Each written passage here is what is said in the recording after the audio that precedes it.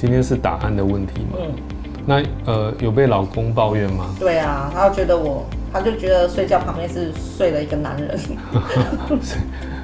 所以会有这种困扰哈。我们打鼾的主要原因主要是呼吸道阻力啦，因为我们呼吸道从牙齿到肺部是42公分的一个长度，我们想象它是一个42公分的长笛，那长笛如果它宽度越宽，声音就比较小，越窄流速越大，它簧片弹跳的频率就高，就会变得比较响亮。所以重点是在呼吸道阻力，包括鼻子的鼻甲有没有肥厚，舌头是不是比较厚，以及舌根部以及这个口咽的悬雍垂、软腭、扁桃腺是不是让这边都变得比较狭窄。另外体重也是一个考虑的因素，因为咽喉还是有一些脂肪组织，所以体重过重也会让咽喉变得比较狭窄。那因为我们鼻子的部分之前处理过，目前都保持得很良好，所以鼻子阻力是没问题。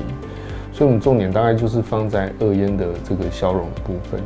那刚刚看到我们的悬雍垂比较长，所以要帮它稍微截短一点，然后接着用射频呢去把我们的这个软腭去给它收缩起来。那收缩起来，这边的空间就会变大，来减少打呼。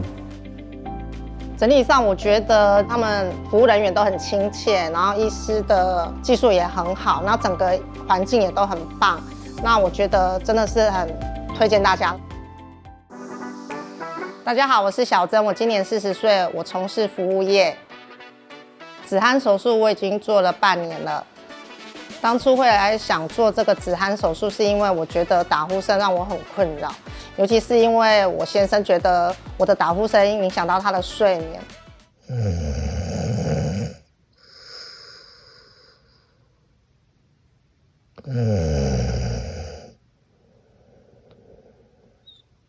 然后他甚至觉得说他旁边睡的是一个男人，所以我觉得很受伤。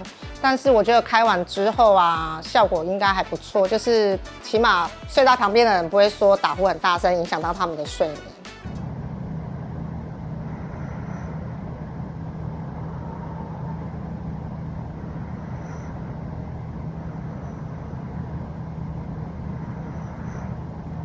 我觉得手术之前啊，像出去玩、跟朋友一起睡觉，或者是工作午休的时候，我觉得压力很大，因为有时候可能会想说自己打呼影响到他们。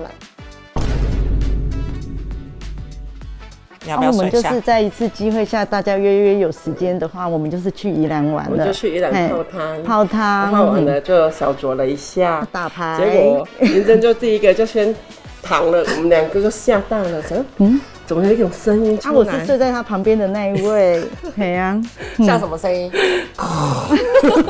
我给他摇起来。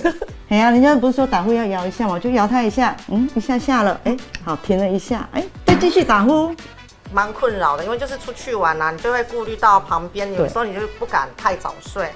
对啊，你就会想要说旁边的人先睡了之后自己再睡。那上次是因为喝醉了，没办法。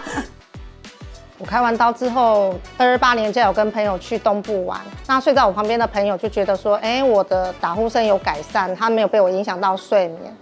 那像我以前睡觉的时候，都有时候半夜呼吸中止会自己被自己的吓醒，但是我觉得开完刀之后，我可以一觉到天亮，而且醒来我的精神状态也很好，所以我觉得整体上还是改善很多。